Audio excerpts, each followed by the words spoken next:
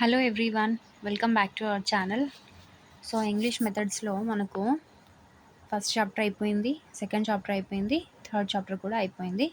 And ఇప్పుడు fourth చాప్టర్లో approaches, methods, techniques of reading teaching English, introduction, definition, types of approaches, methods, techniques అంటే types of approaches, types of methods, types of techniques of teaching English అనమాట. తర్వాత remedial teaching. So ఈ complete information అంతా ఎక్కడ ఉంది అంటే ఈ బుక్లో ఉంది. ఈ బుక్లో దీనికి మించి అవసరం లేదు. అండ్ ఒక్క దగ్గర మాత్రం అవసరం ఉంది. ఈ టైప్స్ ఆఫ్ అప్రోచెస్లో eclectic approach, cognitive, constructive approaches అని రెండు ఉన్నాయి ఎక్స్ట్రా, ఈ బుక్లో లేనివి. ఓకేనా, అవి రెండు చెప్పడానికి మాత్రం నేను ఈ బుక్ యూజ్ చేస్తాను. ఇంకా ఎక్కడా లేవు అవి మ్యాటర్. సో ఇందులో ఉన్నాయి. ఓకేనా, సో అదనమాట. సో ఇంకా ఇదంతా టాపిక్ అంతా ఈ బుక్లో చాలా నీట్గా కవర్ అయి ఉంది. ఓకేనా, చూసుకుందాం ఒకసారి. So approaches, methods and techniques అంటే ఇంగ్లీష్ని చెప్పడానికి మనం ఎలా అప్రోచ్ అవ్వాలి, ఏ మెథడ్స్ ద్వారా చెప్పాలి, టెక్నిక్స్ క్లాస్ రూమ్లో ఏం యూజ్ చేయాలి, అసలు ఫస్ట్ అప్రోచ్ అంటే ఏంటి, మెథడ్ అంటే ఏంటి, టెక్నిక్స్ అంటే ఏంటి, వాటి డెఫినేషన్స్ ఏమున్నాయి, వాటి టైప్స్ ఏమున్నాయి, వాటి ఇంట్రడక్షన్ ఏంటి అనేది క్లియర్గా తెలుసుకుందాం. ఓకేనా, సో చెప్పాను కదా, ఫస్ట్ ఆబ్జెక్టివ్స్ నుంచి మనం చదివితే మనం ఏం చదువుతున్నాం అనేది కూడా అర్థమవుతుంది. ఓకేనా,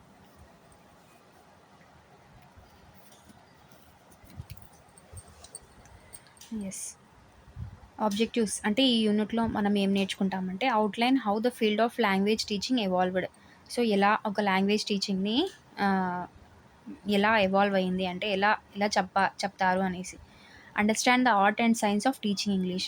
సో ఇంగ్లీష్ని టీచ్ చేయడానికి ఎలా అంటే ఒక ఆర్ట్ అనేది అనమాట. ఇంగ్లీష్ చెప్పడం కూడా ఒక ఆర్ట్ అండ్ సైన్స్ అనమాట, అర్థం చేసుకొని చెప్పాలి. తర్వాత practice teaching with the help of suitable methods and techniques. Yes, మెథడ్స్ని, టెక్నిక్స్ని యూజ్ చేసి టీచింగ్ అనేది చేయాలి. Define different approaches and methods of teaching English. ఓకేనా, డిఫరెంట్ అప్రోచెస్ని, మెథడ్స్ ఆఫ్ టీచింగ్ ఇంగ్లీష్ని మనము ఇక్కడ డెఫినేషన్స్ చూస్తామన్నమాట. States the basic features of different approaches and methods of teaching English.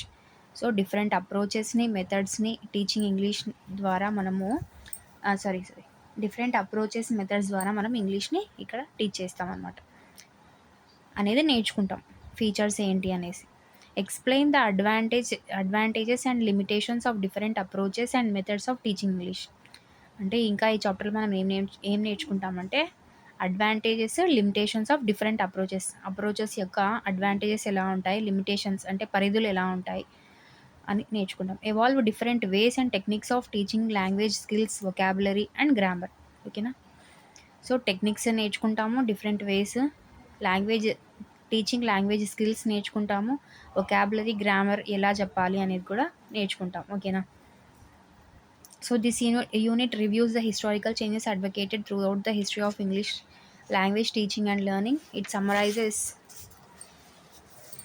Yes, ఇంకా ఇందులో తిప్పి అదే పాయింటే, ఏం లేదు. అంటే డిఫరెంట్ అప్రోచెస్, మెథడ్స్ ద్వారా మనము ఒక స్టూడెంట్లో నాలెడ్జ్ని ఎలా నింపుతాము అండ్ మనం వాళ్ళలో నాలెడ్జ్ని నింపడానికి ఎలాంటి స్కిల్స్ యూజ్ చేస్తాము, టీచింగ్ స్కిల్స్ని అనేసి ఈ చాప్టర్లో ఎలా నేర్చుకుంటాం అనేది. ఓకేనా, సో ఇంట్రడక్షన్ చూసుకుంటే ఒకసారి English is a second language for Indian learners. అవునా, as such makes it hard for them to master the language. Yes, కొంచెం కష్టమే కదా మనం ఇంగ్లీష్లో మాస్టరీ సంపాదించాలంటే. Yes, as a result much depends on the efforts of teachers to make learners speak and write. The teachers should meticulously help the learners to attain proficiency in the language. Teachers చాలా ఏమంటారు, వాళ్ళ భాగం ఎక్కువ ఉండాలన్నమాట. వాళ్ళ చిల్డ్రన్కి proficiency తీసుకొని రావాలి లాంగ్వేజ్లో అంటే. In chapter 4, we have learned different ways in which listening, speaking, reading and writing skills can be acquired. అవునా, మనము ఆల్రెడీ లర్నింగ్ LSRW స్కిల్స్లో ఎలా చెప్పాలి, డిఫరెంట్ వేస్లో ఎలా టీచ్ చేయాలి అనేది చెప్పాం కదా. Yes, so this chapter comprehends how to use different strategies to promote learning. అవునా, primarily it teaches effective practices of approaches, methods and techniques. It directs the teach to be flexible in order to make an electric use of methods and techniques for learners success. Yes. So ఈ approaches, methods and techniques అనేవి ఒక లెర్నర్కి ఎలాంటి success role play చేస్తాయో చూద్దాం. ఓకేనా. First approaches, methods and techniques. So ఇవన్నీ ఎలా వచ్చాయో చూద్దాం ఒకసారి. ద లింగ్విస్ట్ అంటే భాషావేత్తలు ఆఫ్ ద లేట్ 19th సెంచరీకి సంబంధించిన భాషావేత్తలు sought to improve the quality of language teaching by interpreting general principles and theories related to learning of language, its structure, knowledge and organization in memory. ఓకేనా. అంటే 19th సెంచరీలోని లో ఉన్న భాషావేత్తలందరూ ఏం చేశారంటే ఒక లాంగ్వేజ్ని నేర్పించాలి అంటే జనరల్ ప్రిన్సిపల్స్, థియరీస్ అంటే సిద్ధాంతాలు ని ఇన్వాల్వ్ చేసి ఆ లాంగ్వేజ్ యొక్క స్ట్రక్చర్ని, నాలెడ్జ్ని అంటే ఏమంటారు, చైల్డ్ మెమొరీలో ఆర్గనైజ్ చేయాలన్నమాట. అవునా. సో అని చెప్పారనమాట వాళ్ళు. The early applied linguist like henry sweet. ఓకేనా. ఒక భాషావేత్త హెన్రీ స్వీట్ అనే భాషావేత్త 1845 to 1912 అతని period. Otto Jespersen, Harold Palmer. So వీళ్ళందరూ ఈ ప్రిన్సిపల్స్ని చెప్పారనమాట. Elaborated these principles and approaches to the design of language programs, courses and materials. అవునా. సో ఇంగ్లీష్ని ఎలా నేర్పించాలి, ఎలా అప్రోచ్ అవ్వాలి అనేది ఒక ప్యాటర్న్ లాగా, అంటే ఒక డిజైన్ చేశారనమాట. ఏం డిజైన్ చేశారు అంటే లాంగ్వేజ్ ప్రోగ్రామ్స్ని, లాంగ్వేజ్ కోర్సెస్ని, మెటీరియల్స్ని. అంటే సెకండ్ లాంగ్వేజ్గా ఇంగ్లీష్ నేర్చుకునే వాళ్ళకి ఇంగ్లీష్ అనేది కష్టం అనిపించకుండా వాళ్ళు ఈజీగా నేర్చుకోవడానికి. అంటే ఎవరు నాన్ ఇంగ్లీషర్స్ అంటే ఎవరు, మనం. అవునా. They made a broad distinction of approaches and methods based on the philosophy and nature of language and a set of procedures framed to teach a language. ఓకేనా. అంటే అప్రోచెస్ని, మెథడ్స్ని ఇంకా టెక్నిక్స్ని డిఫరెన్షియేట్ చేశారనమాట వాళ్ళు. అంటే అవి అన్నీ ఒకటే కాదు, వేరు వేరు అని చెప్పేసి లాంగ్వేజ్ యొక్క నేచర్ని ఒక సెట్ ఆఫ్ ప్రొసీజర్స్ అంటే కొన్ని ప్రొసీజర్స్ ఫ్రేమ్ చేయడం ద్వారా నేర్పించగలుగుతాము అనేసి చెప్పారనమాట. Edward Anthony 1963 identified 3 levels of conceptualization which he termed approach, method and technique. So మెయిన్గా ఇతన్ని గుర్తుపెట్టుకోవాలి మనం. ఎవరు ఈ అప్రోచెస్ని, టెక్నిక్స్ని, మెథడ్స్ని ఎవరు ఇంట్రొడ్యూస్ చేశారు అంటే ఎడ్వర్డ్ ఆంటోనీ. అతని పీరియడ్ వచ్చేసి 1963 అనమాట. ఓకేనా. అది. So first approach.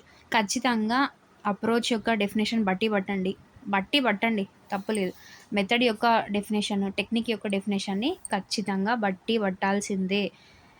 ఎన్నిసార్లు అడిగారంటే ఈ క్వశ్చన్స్ అసలు టెట్, డిఎస్సి స్టార్ట్ అయినప్పటి నుంచి రిపీటెడ్గా ఏమన్నా క్వశ్చన్స్ అడుగుతున్నాడు అంటే ఇవే.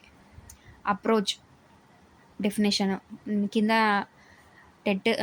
టెక్నిక్ డెఫినేషన్ ఇస్తాడు, మెథడ్ డెఫినేషన్ ఇస్తాడు, అప్రోచ్ డెఫినేషన్ ఇస్తాడు, ఇంకొక డెఫినేషన్ ఇస్తాడు. దాంట్లో అప్రోచ్ డెఫినేషన్ ఏంటి అంటాం. మనం ఖచ్చితంగా ఈ 3 డెఫినేషన్స్ని ఖచ్చితంగా నో డౌట్ కన్ఫ్యూజ్ అవుతాం కాబట్టి బట్టి పట్టాల్సిందే. ఓకేనా. సో అప్రోచ్ అంటే ఏంటి అంటే approach is a set of correlative assumptions dealing with the language and learning. It describes the nature of the subject matter to be taught. దీనికి మీనింగ్ చెప్పాలి అంటే ఇంకా అవ్వదు, అంటే చెప్తాను. అప్రోచ్ అంటే ఏంటి అంటే ఒక set of correlative assumptions dealing with the language and learning. ఒక భాషను నేర్చుకోవడానికి ఇది ఒక సెట్ ఆఫ్ కొరిలేటివ్ అజంప్షన్స్. ఇదే గుర్తుపెట్టుకోవాలి. అప్రోచ్ అంటే set of correlative assumptions. Definition ఏం చేంజ్ అవ్వదు. సో ఇదే ఇస్తారనమాట.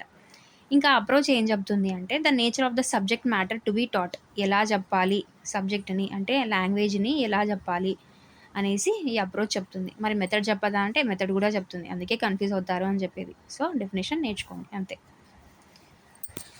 సో మెథడ్ అంటే ఇది overall plan for the orderly presentation of language material. It is procedural.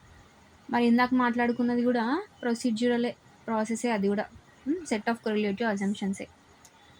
With in one approach there can be many methods. Yes, ఇది important. ఒక అప్రోచ్లో చాలా మెథడ్స్ ఉంటాయి అంట. అంటే ఇప్పుడు అప్రోచ్ పెద్దదా, మెథడ్ పెద్దదా? ఎస్. ఇప్పుడు ఇది మెథడ్ అయితే ఇది అప్రోచ్ అవుతుంది. ఇది అప్రోచ్ అయితే ఇది అప్రోచ్ అనమాట. ఈ పైంది ఇదేమవుతుంది అంటే ఇది మెథడ్ అవుతుంది. ఓకేనా. అంటే మెథడ్ అంటే ఏంటి అంటే ఇది overall plan for the orderly presentation of language material. అంటే ఒక ఓవరాల్ ప్లాన్ అనమాట. మెథడ్ అంటే ఎలా చెప్పాలి, హౌ టు టీచ్ అనేది. అవునా? For the orderly presentation of language, ఒక ఆర్డర్ ప్రకారంగా ఒక ఓవరాల్ ప్లాన్గా ఎలా చెప్పాలి లాంగ్వేజ్ని అనేదే మెథడ్ అనమాట. ఓకేనా? సో టెక్నిక్ అంటే ఏంటి మరి అంటే, technique is an implementation. Technique అనేది ఆచరింపబడేది. ఇంప్లిమెంటేషన్ అంటే ఏంటి? ఆచరింపబడేదే కదా. Yes, that which actually takes place in a class room.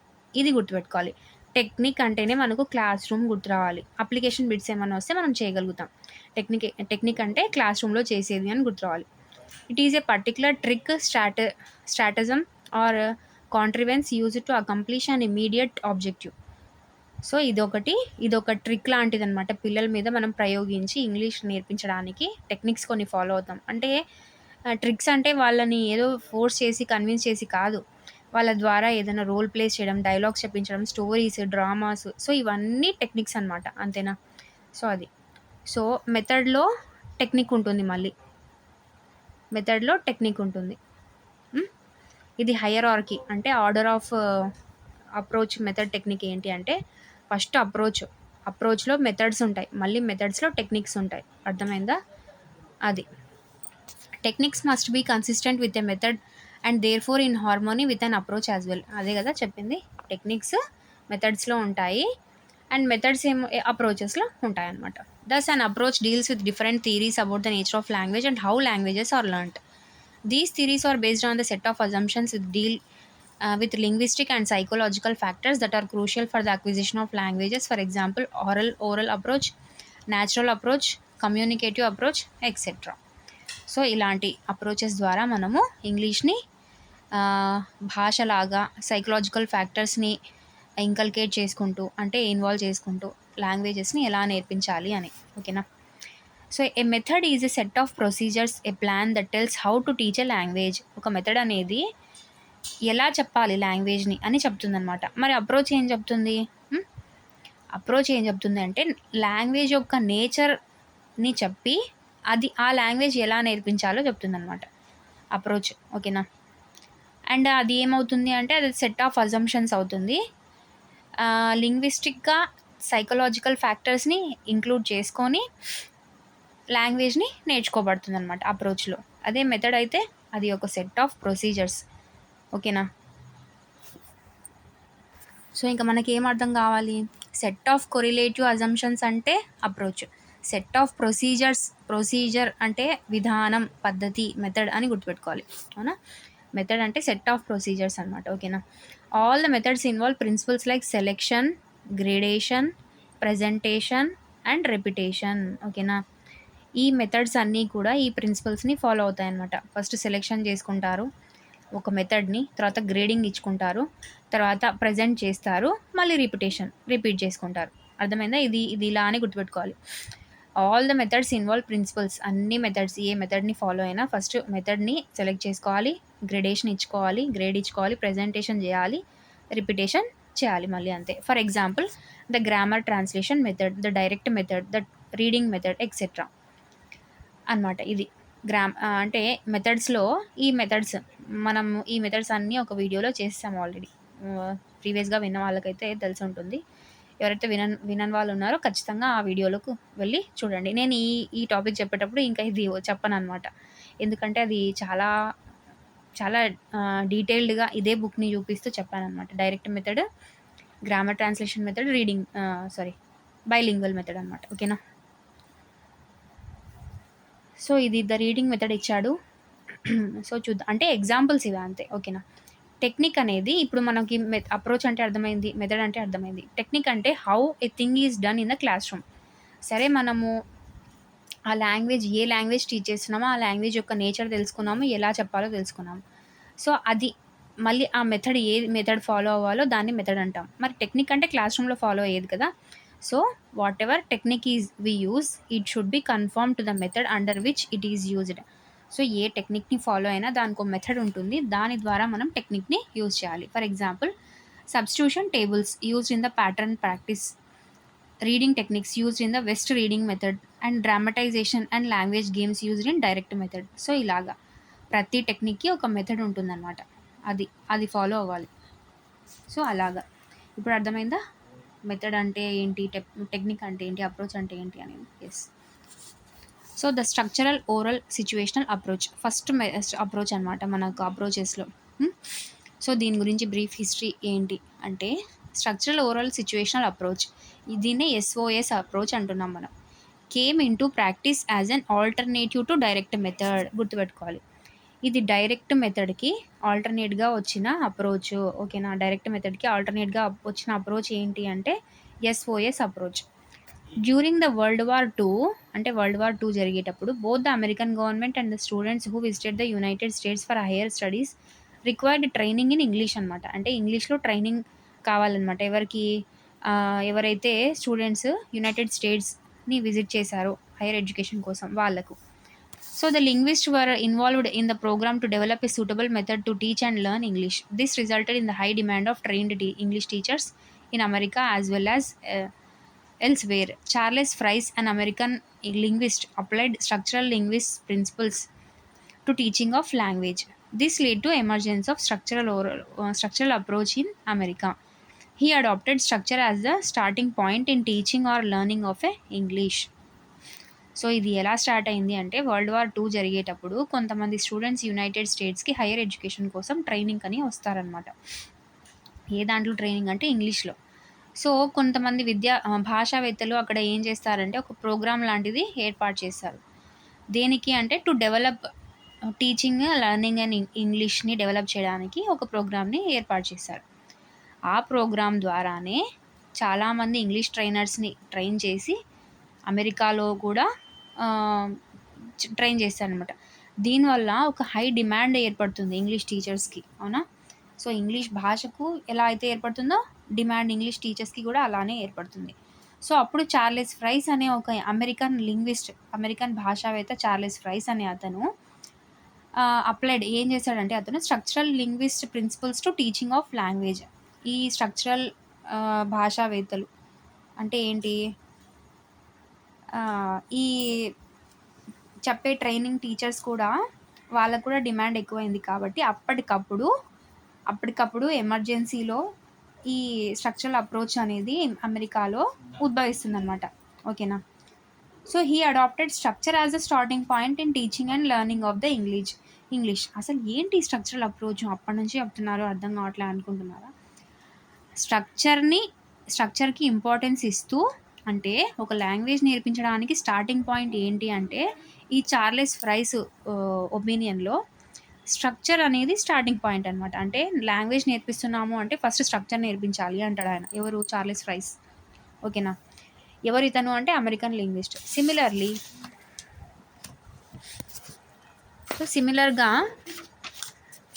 The linguist evolved the oral approach to teaching of English. They based their language learning on the inhabited formation theory of the behaviorists. Harold Palmer and A.S. Hornby were the two most important advocates of this approach. Yes.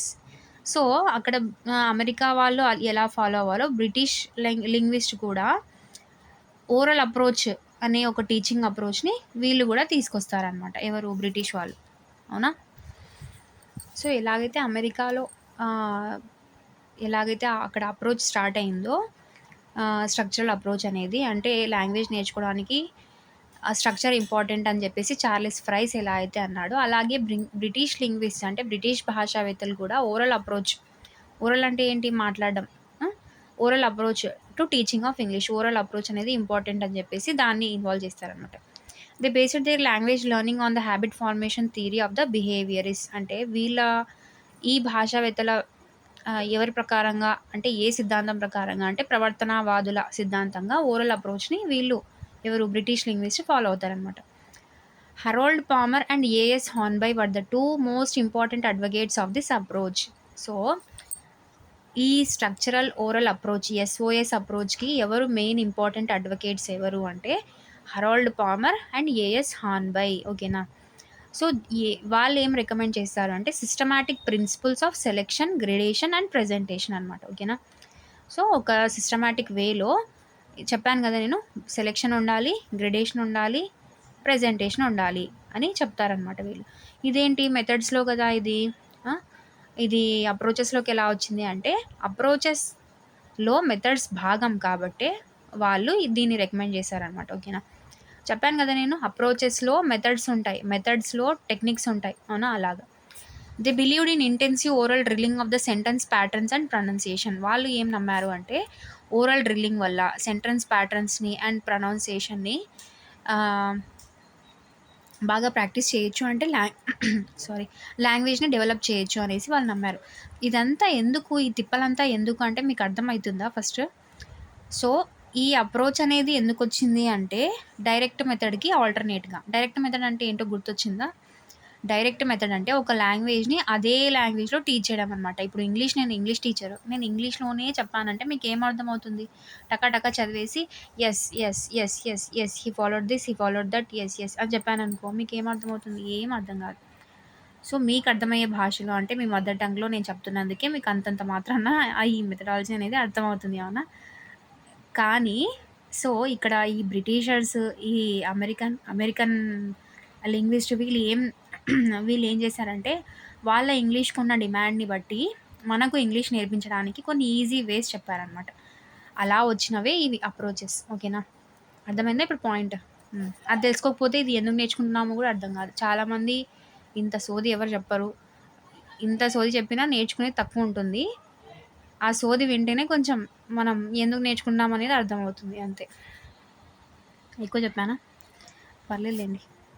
So, they believed in intensive oral drilling. Okay. thus a more scientific foundation for teaching English was encouraged, which wasn't seen in the direct method. చెప్పానా? Direct method. Yes. నేను అలానే నేర్చుకున్నాను. Direct మెథడ్‌లో ఉన్న డిఫాల్ట్స్‌ని erase చేస్తూ ఈ approaches అనేవి ఒక స్టెప్ ముందరకేసి దీనికి చార్లెస్ ఫ్రైస్ అనే అతను American linguist, Harold Palmer, A S Hornby అనే వాళ్ళు ఇద్దరు అడ్వకేట్స్ ఈ అప్రోచ్‌ని ముందుకు తీసుకొచ్చారనమాట. ఇంకా ఉంది దీంట్లో.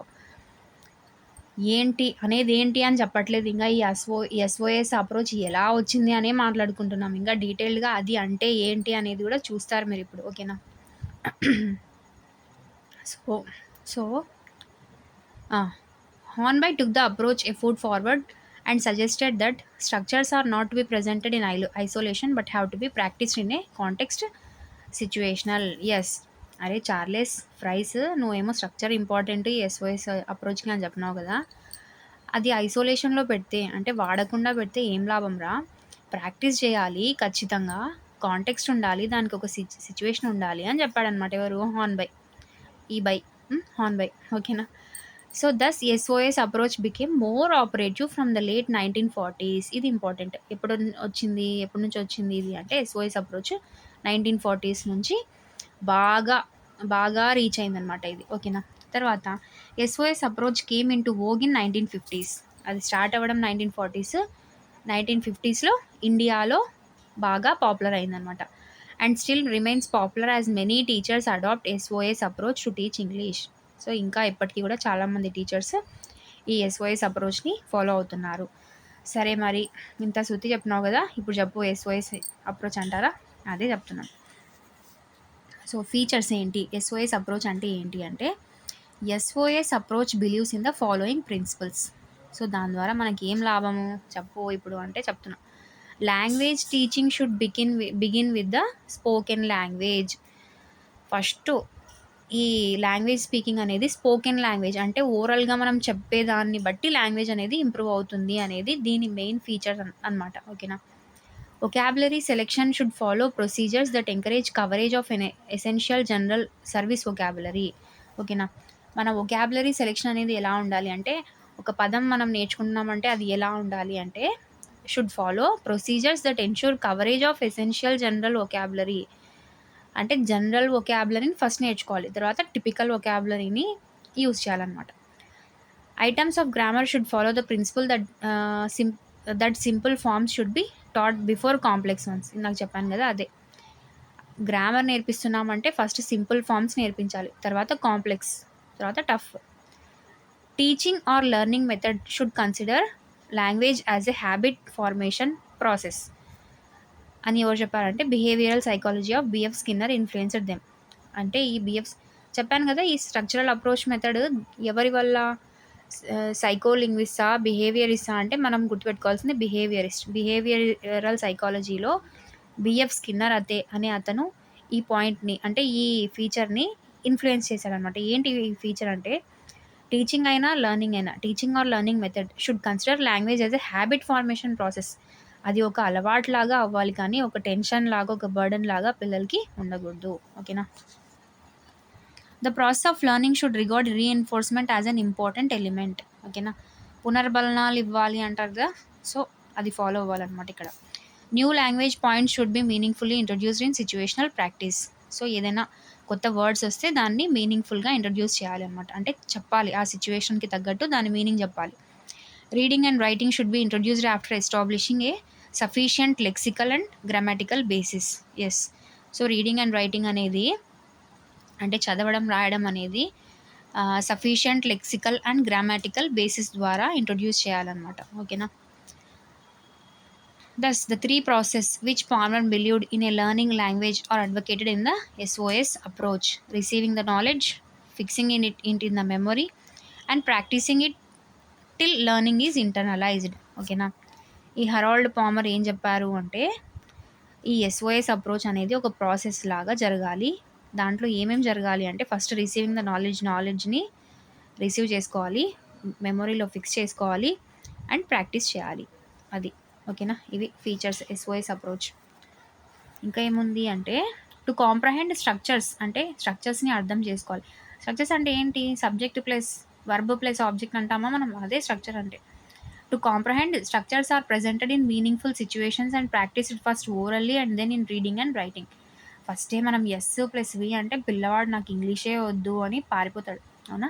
అవన్నీ మనం మైండ్లో పెట్టుకొని అది ఆర్డర్ ప్రకారంగా ఫస్ట్ సబ్జెక్ట్ చెప్తున్నాడా లేదా అని మనం మనం యాజ్ ఎ టీచర్ మనం తెలుసుకోవాలి. కానీ వాడికి అరే నువ్వు వర్బం ముందు పెట్టి సబ్జెక్ట్ తర్వాత పెడుతున్నావు, నువ్వు తప్పు మాట్లాడుతున్నావు అనకూడదు. ఫస్ట్ వాడిని ఓరల్గా చెప్పనివ్వాలి, రీడింగ్ చేయనివ్వాలి, రైటింగ్ చేయనివ్వాలి. ఓకేనా?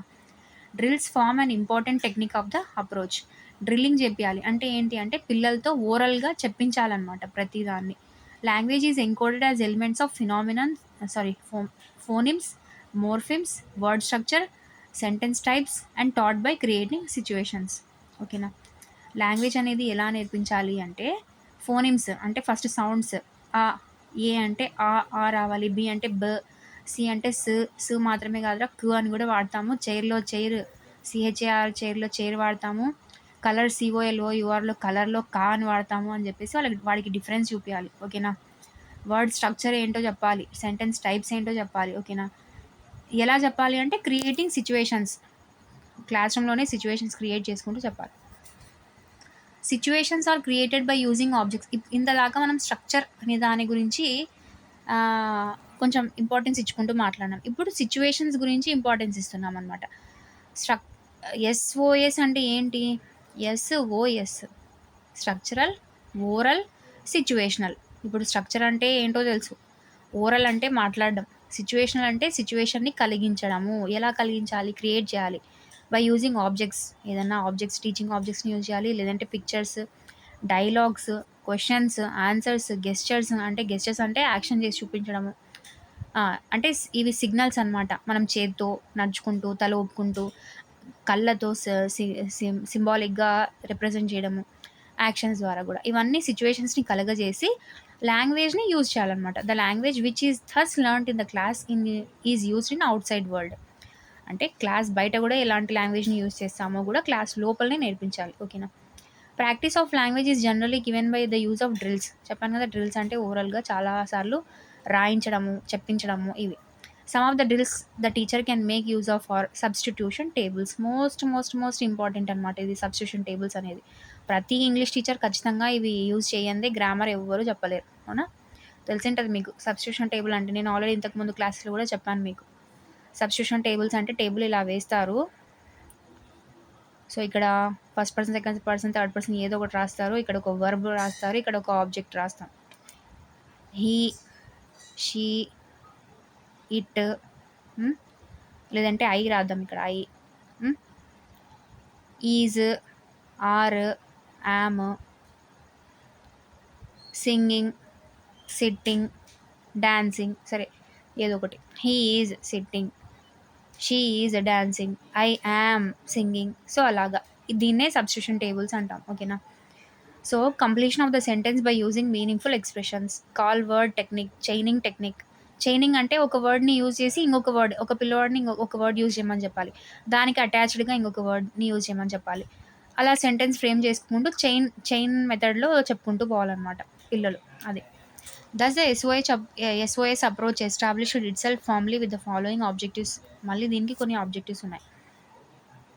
Command of the 4 language skills. ఏవి 4 language skills? LSRW, listening, speaking, reading and writing through structures ద్వారా ఈ ఎల్ఎస్ఆర్డబ్ల్యూని ఇంప్రూవ్ చేయాలన్నమాట. కమాండ్ తీసుకోవాలి. Mastery of both pronunciation and grammar. ప్రొనౌన్సియేషన్లో ఉండాలి పట్టు, అంటే కరెక్ట్గా ప్రొనౌన్స్ చేయాలి, గ్రామర్లో కూడా కరెక్ట్గా ఉండాలన్నమాట. Ability to express in speech situations. Speech కూడా రావాలి బాగా. Ability to use structures and sentence patterns. స్ట్రక్చర్ని బాగా యూజ్ చేయాలి, సెంటెన్స్ ప్యాటర్న్స్ని కూడా బాగా యూజ్ చేయాలి. తర్వాత అడ్వాంటేజెస్ ఏంటి దీనివల్ల అంటే, oral presentation and practice of the structures and vocabulary enable the learners to gain mastery. Yes తెలుసు, వొకాబులరీని స్ట్రక్చర్ని యూజ్ చేయడం వల్ల గెయినర్స్ అంటే లెర్నర్స్ మాస్టరీ సంపాదిస్తారు. Systematic presentation of the structures and vocabulary enables the learners to perform easily. ఓకేనా. Difficult areas of language are identified and practised thoroughly. Difficult ఉన్నవి practice చేయాలి. Drills and repetitions minimize the mistakes. Yes, drills repetitions మిస్టేక్స్ని తగ్గిస్తాయి. Right habits of the language practice help the learners to retain the expression. Yes, right habits వాళ్ళలో పిల్లల్లో కలిగించడం ద్వారా learners ఈజీగా express చేయగలుగుతారు. Meaningful and situational learning helps the learners perform better in the outside world. Class రూమ్లో meaning and situational learning అలవాటు చేస్తే పిల్లవాడు అవుట్ సైడ్ ద వరల్డ్, అంటే క్లాస్ రూమ్ బయటికి వెళ్ళిన తర్వాత కూడా చాలా బాగా ఇంగ్లీష్ని యూజ్ చేయగలుగుతాడు. ఓకేనా. సో ఇంత బాగా ఉన్న ఎస్ఓఎస్ అప్రోచ్లో కూడా కొన్ని లిమిటేషన్స్ ఉన్నాయి, అంటే పరిధులు, కొన్ని డిసడ్వాంటేజెస్ ఉన్నాయన్నమాట. అవి ఏంటివి అంటే, despite all the updated techniques of learning A second language, the SOS approach is not beyond weakness. It is not able to meet the expectations of a second language student and expectations of a teacher and education is some of the reasons. So ఎందుకు అనేది, teachers need a lot of training, yes, and guidance to teach structures, and it is difficult for an average teachers to cope with the demands of the approach. ఓకేనా.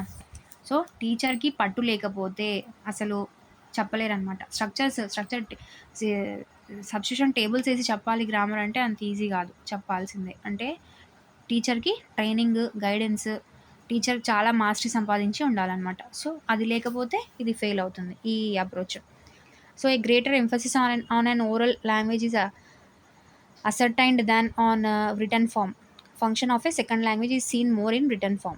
ఓకేనా.